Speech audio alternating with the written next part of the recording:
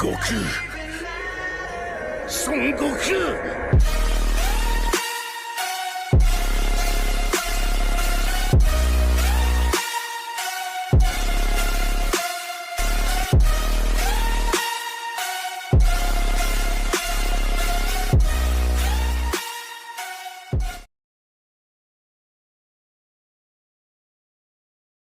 तो पिछले एपिसोड में आप लोगों ने देखा था कि गोल्डन फ्रीजा और वेजिटा के बीच काफी इंटेंस फाइट चल रही थी, जिसमें फ्रीजा वेजिटा को अपने एनर्जी ब्लास्ट से काफी ज्यादा इंजर्ड कर देता है। और तभी वेजिटा को एक आवाज सुनाई देती है जो उससे बार बार कह रही थी कि वेजिटा अपने पोटेंशियल को नहीं जानता है, जिसके लिए वो वेजिटा को बार बार ऐसे बातें बोल रहा था, जिसके चलते एक पॉइंट पर जाकर वेजिटा एक ऐसे स्टेट पर पहुंच जाता है जहां उसे किसी भी चीज का होश नहीं होता।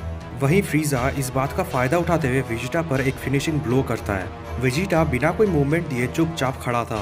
वो इस बात से अनजान था कि फ्रीजा का अटैक धीरे धीरे करके उसके करीब आ रहा है। वेजिटा की ऐसी हालत देख फ्रीजा भी कंफ्यूज हो जाता है और तभी फ्रीजा का अटैक वेजिटा को पूरी तरह से एब्जॉर्ब कर लेता है। ऐसा होता देख फ्रीजा हंसने लगता है और कहता है, तुम जैसे मंकीज हम जैसे सुपीरियर बीइंग्स को कभी नहीं हरा सकते।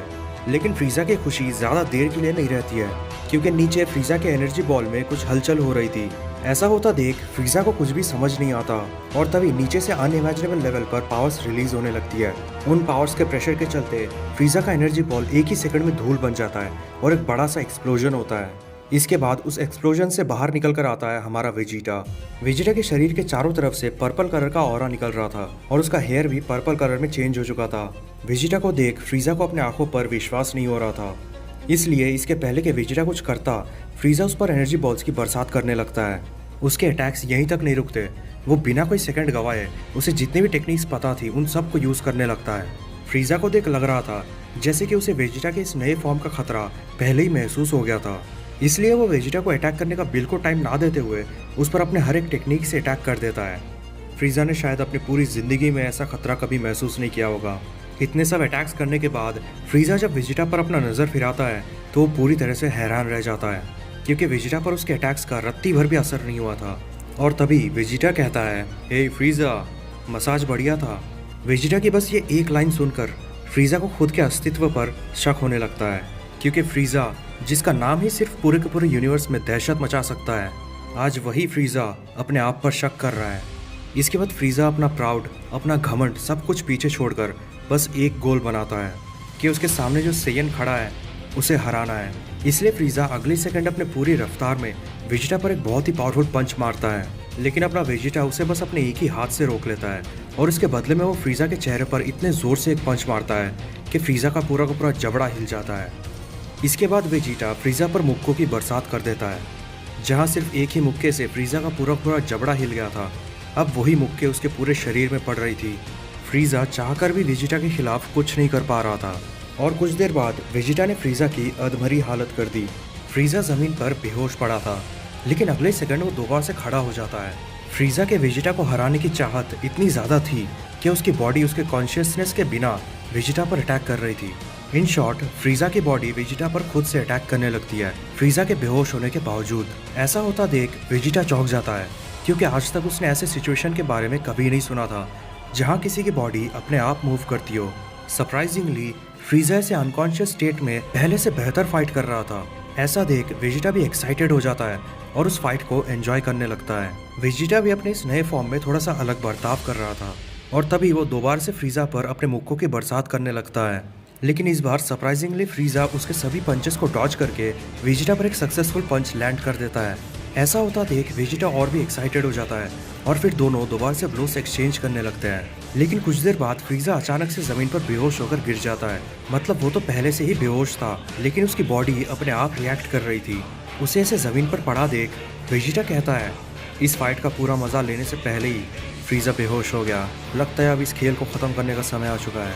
ऐसा कहकर वेजिटा फ्रीजा को फिनिश करने ही वाला होता है, लेकिन तभी उसे दोबारा से वो आवाज़ सुनाई देने लगती है, नहीं, तुम अब तक अपने फाइनल स्टेट में नहीं पहुंचे हो। ये तो बस तुम्हारे फुल पावर का 10% है। चाहे कुछ भी हो जाए, मैं तुम्हारे फुल पोटेंशियल को बाहर निकाल के रहूँगा। ऐसा कहने के बाद ही कहीं से एक ड्रैगन बॉल आकर फ्रीजा के छाती से चिपक जाता है। ये ड्रैगन बॉल दिखने में किसी भी नॉर्मल ड्रैगन बॉल की तरह नहीं था और तभी वेजिटा देखता है कि फ्रीजा दोबारा से अपने पैरों पर खड़ा हो चुका है। फ्रीजा को देख वेजिटा खुश हो जाता है कि वो दोबारा से उससे फाइट कर पाएगा। इसलिए वेजिटा तुरंत फ्रीजा पर एक पावरफुल पंच मारता है, लेकिन सरप्राइजिंगली फ्रीजा पहले से काफी ज्यादा स्ट्रांग हो चुका था, जिसके चलते वेजिटा के अटैक का उस पर कोई असर नहीं होता। ऐसा देख वेजिटा पागलों की तरह हंसने लगता है और फ्रीजा पर लगातार अटैक करने लगता है। लगता है इन नई पावर्स के चलते वेजिटा का ट्रू नेचर बाहर आ रहा था। लेकिन चौंकाने वाली बात तो ये है कि फ्रीजा वेजिटा के साथ टो टू टो यानी कि बराबरी में फाइट कर रहा था। कोई भी किसी को भी ओपनिंग नहीं देना चाहता, लेकिन फिर भी दोनों ही काफ़ी ज़्यादा डैमेज रिसीव कर रहे थे। अगर ऐसा ही चलता रहा तो कौन पहले ज़मीन पर गिरेगा ये बताना मुश्किल है। जिसकी भी स्ट्रेंथ पहले ख़त्म होगी उसका हारना निश्चित है। इसलिए दोनों से कोई भी हार मानने के लिए तैयार ही नहीं है। लेकिन फिर भी धीरे धीरे करके वेजिटा की पावर्स घटने लगती है। उसे अपने इस नए ट्रांसफॉर्मेशन के बारे में कुछ नहीं पता, जिसके चलते वो इसका फुल पोटेंशियल को रिलीज भी नहीं कर पा रहा है। और वहीं फ्रीजा बिल्कुल किसी मशीन की तरह बिना रुके वेजिटा पर लगातार अटैक कर रहा था। वेजिटा की स्ट्रेंथ घटने के कारण फ्रीजा उस पर हावी होने लगता है, लेकिन ऐसा होता देखकर भी वेजिटा फ्रीजा के खिलाफ ज़्यादा कुछ नहीं कर पा रहा था। वेजिटा समझ जाता है कि वो पावर के मामले में फ्रीजा को फिलहाल नहीं हरा सकता, इसलिए वो फ्रीजा पर अलग अलग ट्रिक्स के जरिए अटैक करने लगता है। लेकिन वही फ्रीजा फॉलआउट की तरह वेजिटा के सभी अटैक्स को रिसीव करते हुए आगे बढ़ने लगता है। फ्रीजा का बर्ताव पहले से पूरी तरह से बदल चुका था और उसकी पावर्स, जो कि पहले पानी की तरह उसकी बॉडी से बह रही थी, जिनका यूज़ वो सही तरीके से नहीं कर पा रहा था, लेकिन अब वही पावर्स ऐसे फील हो रही थी जैसे कि उन्हें रहने के लिए एक नया बॉडी मिल गया हो। इन शॉर्ट, फ्रीजा की पावर्स अब एक सिंगल पॉइंट पर कॉन्सेंट्रेट हो चुकी थी, जिसके चलते उसके अटैक्स पहले से भी काफ़ी ज़्यादा डिस्ट्रक्टिव हो चुके हैं। और अगर वेजिटा ने जल्दी से कुछ ना किया तो वो ज़्यादा देर तक टिक नहीं पाएगा। इसलिए वो अपने बची कुची पावर्स को एक फाइनल अटैक करने के लिए इकट्ठा करने लगता है। वेजिटा को ऐसा करता देखकर भी फ्रीजा कुछ ना करके उसके जगह पर खड़ा रहता है, जैसे कि वो वेजिटा से कह रहा हो कि चाहे तुम कुछ भी ट्राई कर लो, लेकिन तुम मेरा कुछ नहीं कर पाओगे। इसके बाद वेजिटा अपना one of the most powerful final flash कर देता है। इस अटैक का इम्पैक्ट इतना ज़्यादा था कि वो पूरा का पूरा डायमेंशन कांपने लगता है। अगर इस अटैक में थोड़ा और पावर होता तो इसके चलते उस डायमेंशन में क्रैक्स भी पड़ सकते थे। एंड देन हमें फ्रीजा को दिखाया जाता है, जो कि इतना ज़्यादा इंजर्ड हो चुका था कि उसे देख लग रहा था कि वो दोबारा अपने पैरों पर खड़ा नहीं हो पाएगा। लेकिन तभी जो होता है वो देख वेजिटा के होश उड़ जाते हैं, क्योंकि फ्रीजा ऐसी हालत में भी उठने की कोशिश कर रहा था। और इतना सब होने के बाद भी उसके चेहरे पर कोई भी एक्सप्रेशंस नहीं होते। अब पता नहीं चल पा रहा था कि ये उसके छाती पर लगे ड्रैगन बॉल के वजह से हो रहा है या फिर इसके पीछे कोई और ही कारण हो। एनीवेज, फ्रीजा किसी तरह दोबारा से अपने पैरों पर खड़ा हो जाता है। उस अटैक को करने के कारण वेजिटा की हालत भी खराब हो चुकी थी और वो दोबारा से अपने बेस स्टेट पर आ चुका था। लेकिन फ्रीजा की हालत वेजिटा से भी बदतर दिख रही थी, इसलिए वेजिटा फ्रीजा को हराने के लिए उसके करीब जाने की सोचता है और आगे बढ़ने की कोशिश करता है। लेकिन जैसे ही वो आगे बढ़ने की कोशिश करता है तो वो तुरंत जमीन पर गिर जाता है, क्योंकि वेजिटा के पैरों में बिल्कुल भी शक्ति बची नहीं थी। पर फ्रीजा छोटे छोटे कदम बढ़ाते हुए वेजिटा के करीब पहुंच जाता है और अपने हाथ से उसे फिनिश करने के लिए एक एनर्जी ब्लास्ट प्रिपेयर करने लगता है। लेकिन इससे पहले कि वो कुछ कर पाता, अचानक से उसके छाती पर लगा हुआ ड्रैगन बॉल टूटकर छोटे छोटे टुकड़ों में बिखर जाता है और फ्रीजा भी वेजिटा के बगल में बेहोश होकर गिर जाता है। ऐसा देख वेजिटा राहत की सांस फेंकता है, वरना उसे तो लगने लगा था कि फ्रीजा उसे फिनिश कर ही देगा। इसके बाद वेजिटा को दोबारा से वो आवाज़ सुनाई देने लगती है और वो वेजिटा से कहता है कि फिलहाल के लिए इतना काफ़ी है, अभी के लिए तुम्हारी पावर्स एवेकन हो चुकी है, एक बार तुम दोबारा से हील हो जाओ, फिर हम तुम्हारी ट्रेनिंग शुरू करेंगे। इसके बाद कहीं से अचानक से कुछ चेन्स आकर फ्रीजा को जकड़ लेती है।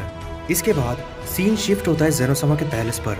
हार्ट्स के डेथ के बाद ग्रैंड प्रिंस ये डिसाइड करते हैं कि वो बाकी के आद्रे क्लैन के जो मेंबर्स जिंदा हैं उन्हें ढूंढकर उनकी देखरेख करेंगे, क्योंकि ग्रैंड प्रिंस को हार्ट्स के साथ फाइट करने के बाद आद्रे क्लैन के मेंबर्स के ट्रू पोटेंशियल के बारे में पता चला है। ये बात तो क्लियर नहीं है कि नारा को कैसे रिवाइव होने वाला है, इसलिए ग्रैंड प्रिंस उससे पहले जितना भी मैन पावर इकट्ठा हो सके वो करना चाहते हैं, ताकि जब नारा को दोबारा से रिवाइव हो तो ये उनसे फाइट कर सके।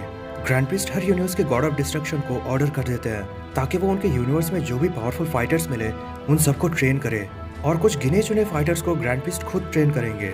इसलिए वो गोकू को लेकर अलग अलग यूनिवर्स में जाकर फाइटर्स को सिलेक्ट करने लगते हैं। यूनिवर्स 6 से हिट, यूनिवर्स 7 से गोकू, यूनिवर्स 11 से जिरेन और टोपो, इनके अलावा भी और 2 फाइटर्स को ग्रैंड प्रिस्ट सिलेक्ट करते हैं ट्रेन करने के लिए। इसके बाद हर कोई आने वाले वॉर के लिए प्रिपेयर होने लगता है। और वहीं दूसरी तरफ डायमेंशनल गैप में नारुको के पैलेस पर नारुको के 3 रॉयल गार्ड्स में से एक रॉयल गार्ड जाग जाता है। रॉयल गार्ड्स का जागना ये बात को दर्शाता है कि नारुको का रिवाइवल अब ज़्यादा दूर नहीं।